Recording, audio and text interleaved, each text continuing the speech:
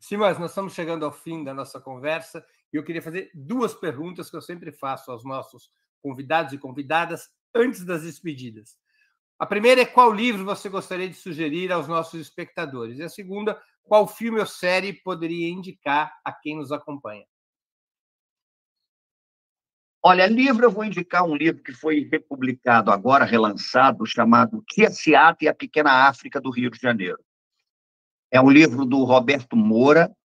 Esse livro é considerado um clássico para entender a história do samba. A Tia Seata, que era uma mãe de santo baiana que veio para o Rio de Janeiro, então a trajetória dela está muito ligada ao surgimento do samba, a ponte entre o samba de roda baiano e o samba do Rio de Janeiro, e o matriarcado negro, que foi fundamental para a história do samba. Então, Tia Seata e a Pequena África do Rio de Janeiro é uma recomendação que eu faço. Esse é o livro.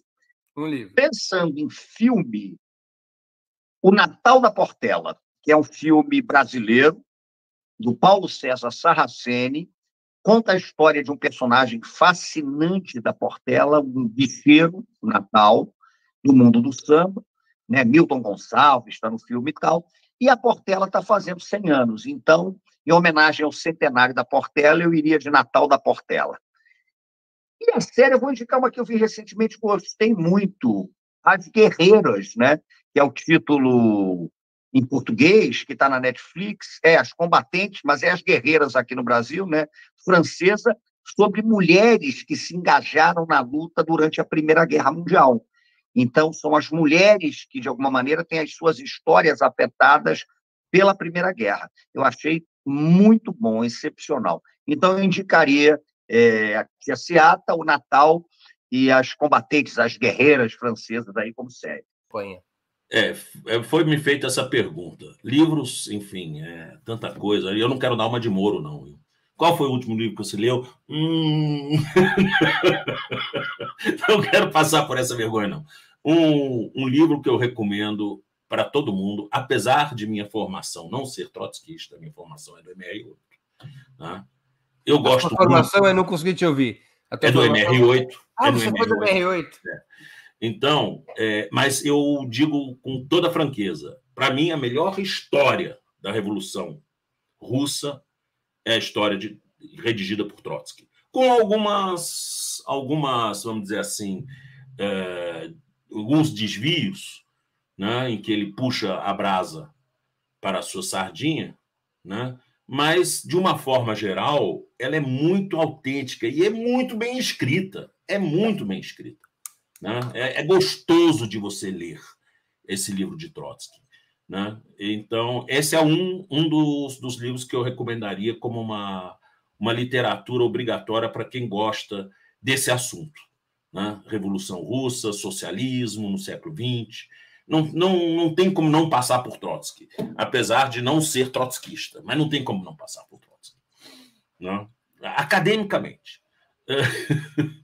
Aí, o outro, a série que eu vi recentemente que mais me impressionou foi Falda. Do Netflix. É do Netflix, mas é muito boa, porque ela mostra o conflito árabe-israelense de uma forma muito violenta, né? Mas não poupa ninguém, não. Não poupa nem um lado nem o outro. Mostra realmente aquela troca de tiro. É como se fosse vamos dizer, um quadro em que fica retratado a troca de tiro entre os dois lados. Né? Sem querer aí dizer quem está certo, quem tá errado. Né? Ali não se faz uma avaliação ética de certo e errado. Simplesmente se descreve o banho de sangue que é aquilo lá. Né? Mas eu me impressionei muito com essa série. Me impressionou, assim, foi das melhores coisas que eu vi ultimamente. E um filme... Bom, vamos falar sobre um filme clássico? Tem muitos. Né? Pode ser desde um Odisseia no Espaço 2001, tal, mas eu gosto mesmo, para mim, um filme que mais marcou a minha infância, a minha juventude, posso dizer assim, e mais chamou para as minhas paixões políticas foi 1900 de Bertolucci. Né? 1900 é uma saga. Realmente é um livro maravilhoso. Mostra realmente a história, né? Mas não é esse daqui, não, viu? É esse? Bernardo Battioli. Sim, é ele mesmo. Porque normalmente nós temos um outro quadro. Aquela, né? outra capa, com aquele outra capa, clássico do anarquismo do século XIX. Mas é maravilhoso, porque mostra a história realmente da luta operária, luta campesina na Itália no século XX. É maravilhoso. Maravilhoso. Despedidas. A primeira é: qual livro você gostaria de sugerir aos nossos espectadores? E a segunda, qual filme ou série poderia indicar a quem nos acompanha? Olha, em livros, eu pensei em muitos livros do Dostoiévski, porque o tema, né, na realidade, Rússia, acaba trazendo esse tipo de lembrança, e eu estou em mãos aqui no Memórias do Subsolo. Aliás, Breno, eu não gosto de dar muito spoiler, mas vou falar só sobre uma coisa que eu achei muito interessante aqui, que num determinado trecho, o personagem, aos 40 anos, né, aos 40 anos de idade, na ocasião, estava aí nos estertores, estava no fim da vida, né? Então, como as coisas mudam, como as coisas se modificam. É muito interessante também, apesar que tudo Dostoiévski é bom, né? Na minha visão. Crime e Castigo, enfim, não preciso dizer. Então, eu recomendo aí para o pessoal nesse momento que tem interesse, inclusive, na cultura russa, na cultura da região. Muito bacana. Filme e série? Bom, posso começar pela série? A série, eu acho que tem a ver também com o que a gente falou aqui, apesar de não ser nada muito sofisticado a nível político, mostra um pouco da realidade da periferia dos grandes centros urbanos, que é o Sintonia. O Sintonia mostra ali a questão da música, do crime, das neopentecostais, mostra um pouco da realidade dessa periferia, claro, de maneira, às vezes, até um pouco caricata, mas para setores da classe média que não tenham muita familiaridade com o sentimento da periferia, eu, como convivi muito na periferia, vejo, né, até por força de questões de trabalho, quando era adolescente, jovem, eu vejo uma mudança muito grande, uma inflexão muito grande. O que acontece? Essa entrada das neopentecostais, essa entrada do tráfico, essa entrada do sonho da riqueza a partir do funk e tal, vale muito a pena assistir Sintonia e, a partir daí, sugerir uma série de reflexões. E algum filme? O filme, eu quero aproveitar o ensejo para falar da Era de Paz necessária para Artsakh, do Gary Gananian, que dirigiu esse filme. É um filme que conta a história da população armênia, que, inclusive, está há mais de 70 dias cercada na República de Artsakh. Eu tenho me desdobrado, me empenhado muito para fazer essa denúncia, porque é uma denúncia que a mídia mainstream não faz, cria, mais uma vez, aquele cenário de falsas equivalências, porque traz como uma coisa passível de solução por parte de armênios e de azeris, como se estivesse aí a critério deles a continuidade dessa situação. E esse filme, esse filme, ele mostra a necessidade de uma solução para a população de Artsakh. É necessário reconhecer Artsakh e até, Breno, se você me permite, eu quero dizer que tenho no Twitter feito uma campanha, um apelo de maneira sistemática a que as pessoas conheçam qual é a realidade da população de Artsakh, Nagorno-Karabakh ou Artsakh, em Armênia, Artsakh, ou Nagorno-Karabakh, as duas formas são admissíveis. Esse é um cerco desumano, não chega medicamento para epilético, para diabético, para gente que tem problema congênito, para paciente oncológico, para UTI neonatal. Então, o mundo precisa saber que é um cerco cruel, com o objetivo de promoção de limpeza étnica e que tem pouquíssima cobertura por parte da mídia. E o Gary fez um filme muito legal, inclusive ele começou antes da agressão de 2020, onde ele mostrava já todas as restrições que essa população está sujeita, pelo menos desde 1988. São 35 anos de luta, de agressão dos azeris. Espero que a gente consiga chegar a termo e que a justiça prevaleça. Primeira, qual livro o senhor gostaria de sugerir aos nossos espectadores? E a segunda, qual filme ou série gostaria de indicar a quem nos acompanha? Eu gosto muito de estudar e analisar e conhecer e aprender com outros líderes políticos, porque creio que a história ensina muito. Lembro até de uma frase do Galeano: a história é um profeta com olhar voltado para trás. pelo que foi e contra o que foi, anuncia o que será. Então, nessa direção, né, fiel a esse paradigma, livro, eu gosto muito de sobre o Mandela, até uma vez escrevi um artigo sobre isso, um dos vários, que é exatamente esse, Longa Caminhada até a Liberdade. É um livro extraordinário sobre um momento difícil da luta contra o apartheid, contra o extremismo de direita, e como uma frente ampla democrática se formou em torno da figura do Mandela e possibilitou a superação dessa terrível mácula, desse terrível crime contra a humanidade cometido na África do Sul. Então, é um livro que eu recomendo muito, muito bonito, de muita força subjetiva, de muita capacidade de resistência, de superação do Mandela. E filme, eu também, na mesma direção, eu gosto do filme sobre o Mujica, que é um líder que eu admiro muito, e chama Uma Noite de 12 Anos, algo assim. Isso, Uma Noite de 12 Anos. E é um filme bastante bom também. Quando o Pepe Mujica esteve preso na ditadura uruguaia.